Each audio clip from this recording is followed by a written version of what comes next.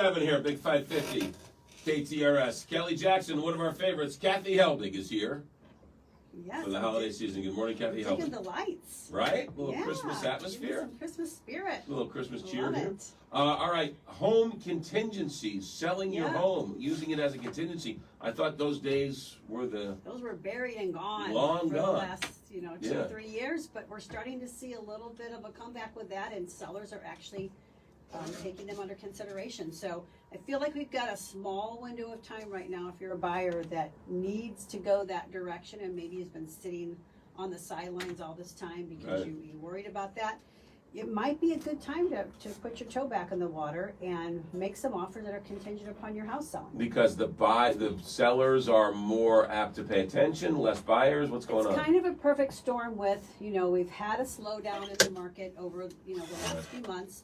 It's Christmas time, holiday time, so people think, oh, nobody's, out there buying houses. Right. When in reality, there are a lot of people out there buying houses. But the inventory's low, and the sellers are coming off of that wave of feeling like they should have had 50 offers, and all of a sudden they're facing reality. Maybe they've been on the market for a week or 2 weeks with no offers. Right.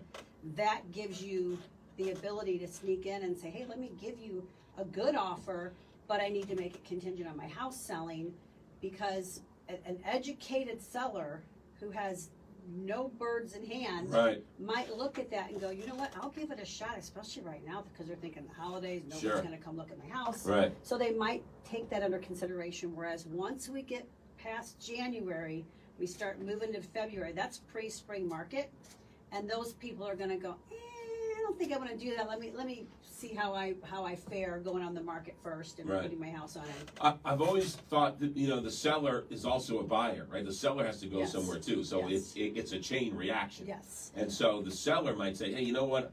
My house isn't ready. I have some leeway on my end. Right. So we've got a lot of time. people that are still building. Yeah. And they've got several months out. So the mindset is, why not? If I give them an opportunity, it might take them a little bit longer. Now I can maybe look at a 60, 90-day close. Right. Instead of a 30, 40-day close. Right. So there's a lot of reasons why somebody might consider it. So I'm just saying, don't answer for the seller without even giving them an offer. Yeah. Give them an offer. And then sellers, on your side of things, you need to realize with a contingent offer, you're only locked in for the amount of the kick-out time. So a lot of people are confused about that. They go, I don't want to put my house on the market and tie it up for 60, 90 days. Because when you write a contingent offer, you typically write in a 90-day closing. That's pretty much the norm. Because what you're doing is you're place holding a date. You're making up a date out of thin air. You're saying, if I can't sell and close on my house by this date, then the offer's done. But the thing is, the buyer of that person's house is really going to be the one who dictates the date. So most likely that date's going to change. Sure. So you're going to buy, let's say you're thinking, it might take me 30 days to sell my house and then another 60 days to close. So I'm going to ask the seller to give me 90 days to try to sell and close on my house. Right. But you put it on the market and sells in 3 days. The buyer wants to close in 30 days. Now you go back to that seller and say, hey, I have an offer on the table. I want to take it, but it's a 35-day closing. Can we amend that 90 days down to whatever this buyer wants? And most sellers are going to go, heck yeah, because it seals the deal. Yeah. So the dates, don't let the dates freak you out as a seller when a buyer puts that out there, because there's one little clause in there that's called the seller's kickout clause. What that means is, if you put that in, which it's on most contingent offers, you're saying at any point in time, for any reason, doesn't even have to be another offer, I can then send you written notice that says, hey, your 48 hours or your 24 hours, those are the two norms, your kickout clause is starting right now. So in other words, if you don't come back to me and say, I'll remove my home sale contingency part of the contract, then at the end of that time frame, the contract dies.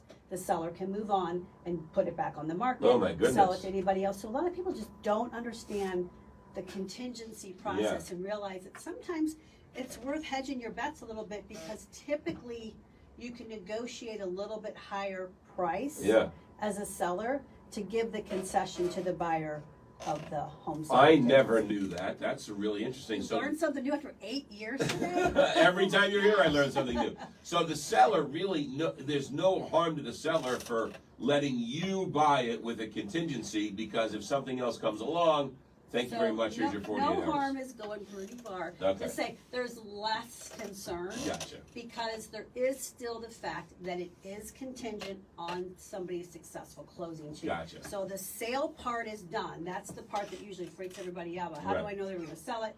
But you are, as a seller, you are still the last guy holding the bag. Right. All the way into the closing date. So if something fell apart, or if the buyer's buyer got in a car accident, or someone passed away, God forbid, they couldn't close on that house, they have no obligation to you all the way to closing, because it is contingent on the successful closing. In your years of real estate, just curious, how many chains did you have, like contingency on a contingency on a contingency? I think one I had about 7 or 8.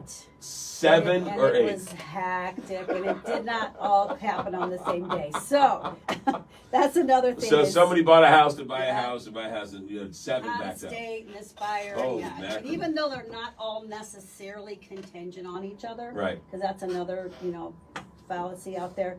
Still, if a buyer goes into an offer that is selling their house and taking the proceeds out of it, and they didn't make it contingent on the sale, they don't have a plan B already in place, which nobody does. Right. To close, and then their buyer doesn't show up, even though they weren't contingent on your sale, they don't have the money. Right. They can't just call their lender that day and go, oh, by the way, I need all the equity out of my house because my buyer didn't close, and I was planning on passing that equity right along at closing. Plan B has to happen quick, and it's not going to happen in a day. So a lot of times those type of deals can cause a delay. We usually end up fixing them after everyone wants to kill each other. But non-home sale contingent contracts that are banking on the equity from their house still can cause an issue of closing. She's the best. 314-276-SOLD. 314-276-SOLD or KathyHelbigGroup.com. If you are thinking about buying or selling, make your first phone call to Kathy Helbig. You can thank me later. 314-276-SOLD or KathyHelbigGroup.com. Good stuff. Thank you.